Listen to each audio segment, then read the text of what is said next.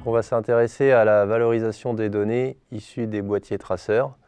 Donc aujourd'hui sur le marché, on voit apparaître plusieurs types de solutions de boîtiers traceurs ou boîtiers connectés qui ont tous le même point commun, c'est de remplacer la saisie de carnet papier en collectant les données des activités matérielles, les centraliser et permettre une simplification au niveau de la facturation. Donc le principe est toujours le même. On a dans un premier temps le boîtier ou le capteur qui compte en permanence soit des unités de temps, soit des unités de distance, des unités ou des nombres de tours. Ce boîtier renvoie ensuite quasiment de manière instantanée via une connectivité dans une base de données où ces données vont être stockées et ensuite hiérarchisées pour pouvoir les exploiter. Donc l'objectif, c'est bien de mesurer en permanence et d'exploiter les données mesurées.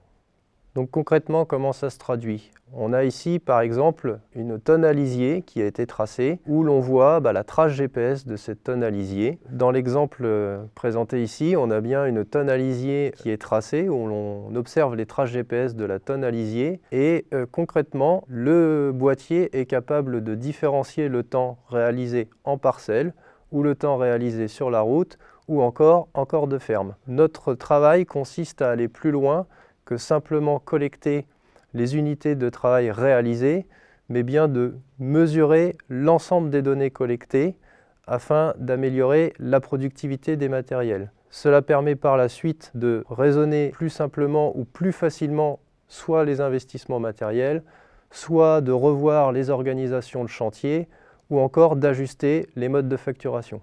L'objectif est simple, c'est bien de réduire les temps morts pour améliorer la productivité et donc de baisser les coûts de mécanisation. Sur cet exemple ici, on constate que 16% du temps, le matériel ne travaille pas, ce qui est représenté en gris. Ça impacte directement les débits de chantier, où l'on constate que lorsque le travail du matériel est effectué dans la parcelle, soit 53% du temps, le débit de chantier est de 22 balles par heure, alors qu'au global, il n'est uniquement que de 18 balles par heure.